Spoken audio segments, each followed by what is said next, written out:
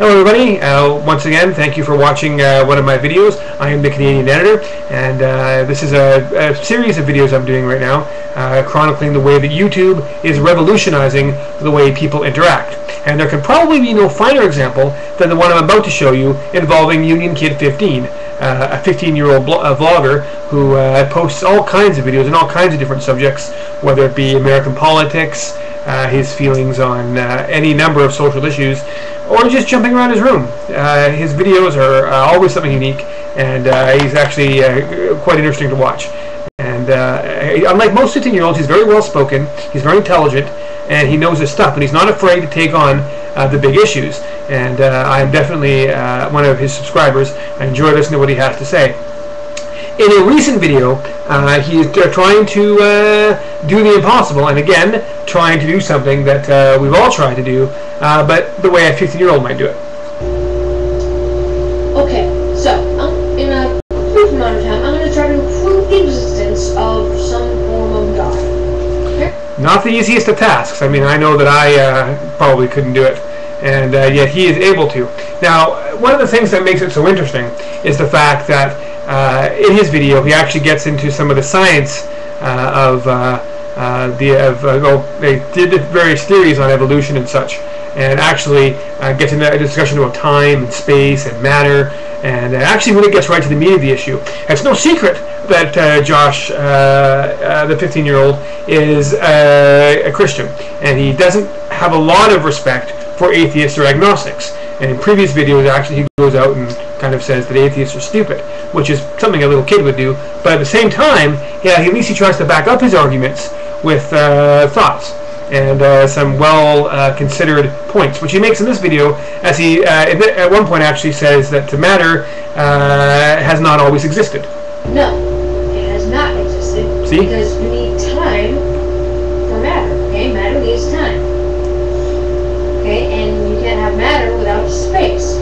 So, to have matter, you need where, okay, that's space, and when, time, okay? Well, seems kind of logical, right? I mean, you do need all these things to have it. But just because your matter, saying it hasn't always existed, there's no way to prove it.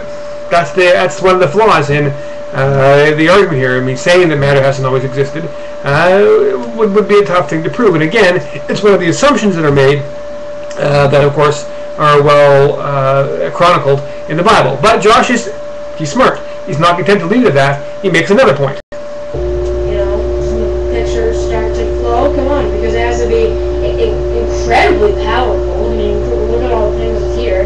Okay, it has to be very intelligent, because like it created enough life, enough stuff to support life, us, and animals and all that. So yeah, the picture starts again. Okay, all right. So atheists, agnostics, whatever you are, A's, got your corner. Okay? Maybe not so much, Josh, because actually you may have actually made the atheist-agnostic argument a little bit stronger. In stating that you believe that that something had to existed to create all these great things, it had to be intelligent, it had to be powerful. Where does that come from? And in fact, if matter didn't always exist and God in fact created it, well then, what predated God? Did he just always exist?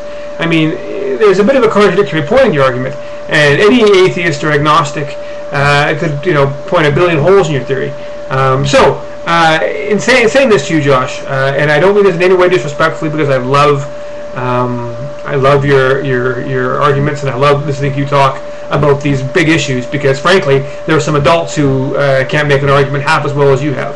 But in making these arguments, you need to be aware of the trapdoors that exist here.